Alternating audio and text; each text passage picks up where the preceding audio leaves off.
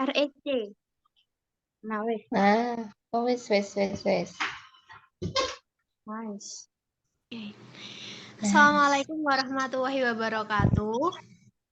Waalaikumsalam. Waalaikumsalam warahmatullahi wabarakatuh. Oke, sebelumnya perkenalkan kami dari kelompok 5 dan kali ini tuh kami akan mungkin membahas sedikit ya terkait laporan case kami di metode 2 untuk mata kuliah matematika diskrit. Nah, sebelum mungkin kita mulai diskusi nih teman-teman, kita bisa nih kenalan dulu karena kan ada pepatah yang katanya nggak kenal maka nggak sayang ya. Nah, jadi wajib nih hukumnya kita kenalan dulu. Oke, mungkin bisa mulai dari saya. Perkenalkan, nama saya Evianita Rifka Yulistia dengan NIM akhir 1032 dan rekan saya.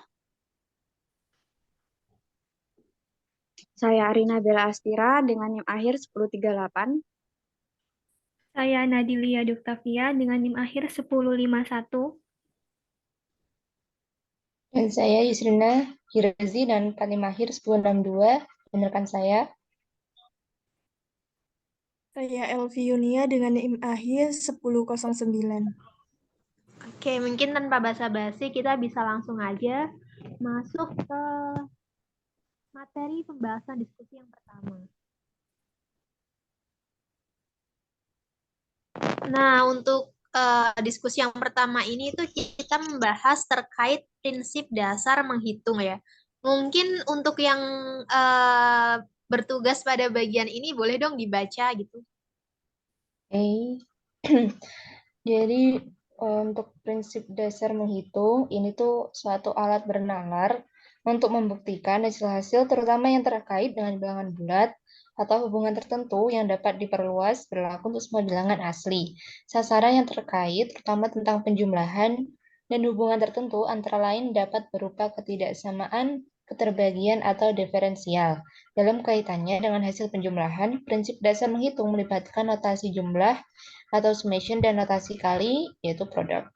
Kedua notasi ini sangat bermanfaat untuk menyederhanakan tulisan sehingga menjadi lebih singkat dan mudah dipahami. Di sini untuk contoh soalnya, misalkan di Sebarak ini ada 4 buku matematika yang berbeda, 3 buku biologi yang berbeda, dan 2 buku fisika yang berbeda. Nah, berapa banyak cara 2 buku itu dengan bidang berbeda bisa dipilih dari rak tersebut.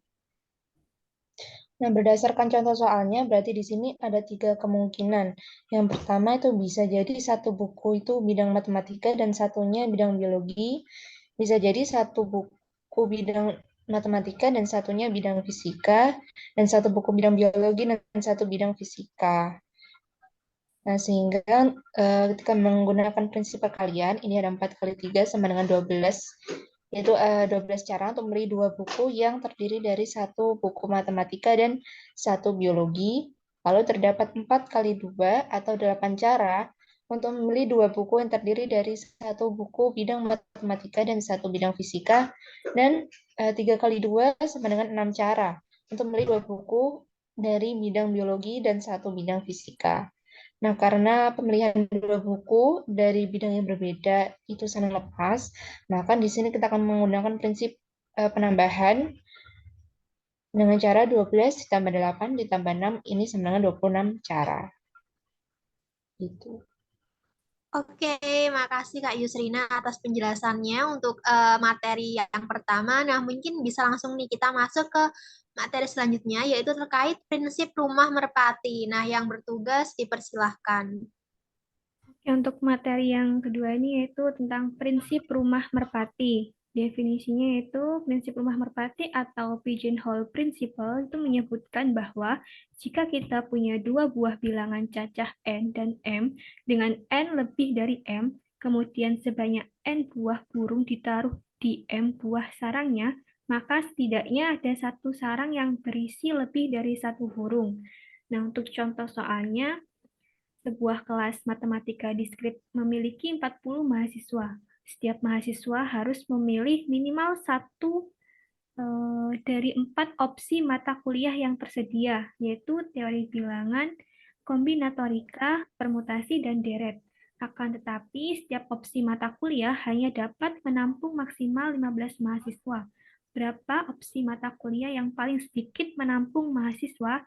Untuk solusinya, dalam kasus ini kita dapat menerapkan prinsip rumah merpati untuk menyelesaikan permasalahan tersebut. Prinsip rumah merpati menyatakan bahwa jika ada N bilangan merpati yang harus ditempatkan dalam M rumah merpati, dengan N lebih dari M, maka setidaknya ada satu rumah yang akan berisi lebih dari satu merpati. Dalam kasus ini, jumlah mahasiswa yang harus memilih mata kuliah lebih besar daripada jumlah opsi mata kuliah yang tersedia, sehingga setidaknya satu opsi mata kuliah akan menampung lebih dari 15 mahasiswa. Dengan menggunakan prinsip rumah merpati, kita dapat menyelesaikan permasalahan ini sebagai berikut. Jumlah mahasiswa N sama dengan 40, jumlah opsi mata kuliah M sama dengan 4, maksimal mahasiswa per opsi mata kuliah K sama dengan 15. Untuk menentukan opsi mata kuliah yang paling sedikit menampung mahasiswa, kita dapat mencari jumlah mahasiswa secara keseluruhan yang dapat ditampung oleh keempat opsi mata kuliah tersebut, yaitu jumlah mahasiswa maksimal yang dapat ditampung M kali K sama dengan 4 kali 15 sama dengan 60. Karena jumlah mahasiswa sebanyak 40, maka setidaknya ada dua opsi mata kuliah yang menampung mahasiswa lebih dari 15, yaitu opsi mata kuliah yang pertama ada 20 mahasiswa di mata kuliah teori bilangan. Untuk opsi mata kuliah yang kedua ada 20 mahasiswa yang terdapat pada mata kuliah kombinatorika. Sedangkan untuk opsi mata kuliah yang lain, yaitu permutasi dan deret, masing-masing menampung 10 mahasiswa. Oleh karena itu, opsi mata kuliah yang paling sedikit menampung mahasiswa adalah permutasi dan deret dengan 10 mahasiswa. Oke, terima kasih Kak Via atas penjelasannya. Mungkin bisa dilanjut ke materi selanjutnya yaitu kombinasi. Kepada Kak Elvi dipersilahkan. Oke, jadi untuk materi kombinasi ini merupakan suatu cara penyusunan suatu unsur pada suatu kejadian yang tidak memperhatikan urutan. Hal ini juga dapat didefinisikan sebagai kombinasi R dari N unsur yang berbeda untuk X1, X2, hingga Xn adalah seleksi tak terurut R anggota dari himpunan X1, X2, hingga Xn. Dan banyaknya kombinasi R dari N unsur yang berbeda dinotasikan dengan lambang C atau kombinasi, dan N, R sama dengan N apa namanya? N faktorisasi, dibagi N dikurangi R faktorisasi dikali R faktorisasi. Nah, untuk contoh soalnya, dalam apa sih N dan R itu? Jadi akan dibahas dalam contoh soal. Dalam suatu UKM terdapat 12 mahasiswa laki-laki dan 16 mahasiswa perempuan, dan akan diadakan suatu pemilihan calon ketua UKM yang mensyaratkan harus ada 5 orang yang mencalonkan diri. Bila banyaknya cara dalam memilih calon ketua secara acak ada 98.280 cara, berapa banyak cara memilih calon ketua sehingga terdapat tepat 2 mahasiswa laki-laki yang mencalonkan diri. Nah, di situ kan ada kata-kata calon ketua harus 5 orang dan calon ketua harus ada 2 laki-laki. Jadi maka calon ketua juga ada 3 perempuan. Dan hal itu bisa diselesaikan dengan cara kombinasi 12,2 dikali kombinasi dengan 16,3.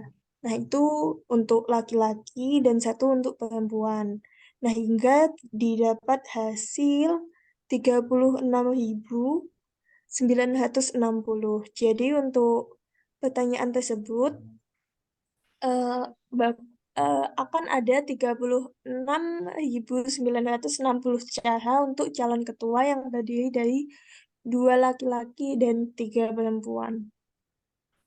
Oke, terima kasih Kak Elvi atas penjelasannya. Nah, selanjutnya nih kita masuk ke materi atau pembahasan permutasi. Nah, permutasi ini merupakan pengaturan sebagian atau seluruh himpunan dalam urutan tertentu. Nah, terdapat dua macam permutasi yang biasanya diketahui, yaitu yang pertama ada pengulangan yang diperbolehkan sama ada pengulangan yang tidak diperbolehkan. Nah, permutasi dari N unsur yang berbeda ini, salah satunya misalnya X1, X2, X3, terus titik-titik, terus XN adalah pengurutan dari N atau nilai unsur tersebut. Nah, untuk contoh soalnya nih mungkin bisa dilanjutkan oleh rekan saya, Arina.